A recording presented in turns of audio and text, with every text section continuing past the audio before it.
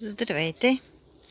Днес искам да ви покажа моите нарови дървета или храсти, както искате така ги наричате. Това е едното ми храстче, което е от 2 години, може би, или 3 най-много.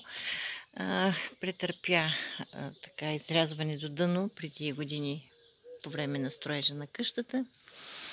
И в последствие пак си пусна, изкара си издънки. Оставила съм му само 2 издънки, защото повече от 2 не е необходимо. Затормозява се растението и не дава добри резултати, не дава подходящи плодове. Това е единия от двата храста, който си верее много добре и се отрупва с плодове през есента. Ще ви покажа и другия храст, който вече е на няколко години, доста повече от този. Той е много стабилен, ражда изключително много, не знам така на подходящо място ли е засаден. Сега ще ви покажа и него. Ще отидем да ви покажа и другия храст, който е отрупан с цвят. Ще ви ги покажа и на есен, когато плодовете наедреят и станат забране. Ето и другия храст, който обещах да ви покажа. Погледнете цвят до цвят. Разкошен, огромен храст, който наистина на есен е отрупан с плодове. Големи, едри, сочни, такива каквито би трябвало да бъдат плодовете на нара.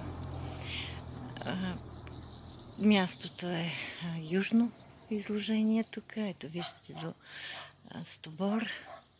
Страхотно дърво или храстче, страхотни плодове. Просто нямам думи да изразя възхищението си от красотата и в същото време и богатството от плодове, с което ни дарява този храст.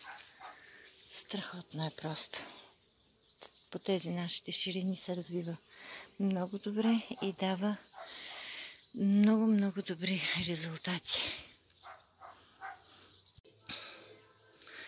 Тези нарови храстчета се намират в България, в Южна България. 220 метра над морска височина. Климатът тук е изключително мек, приятен, зимите също.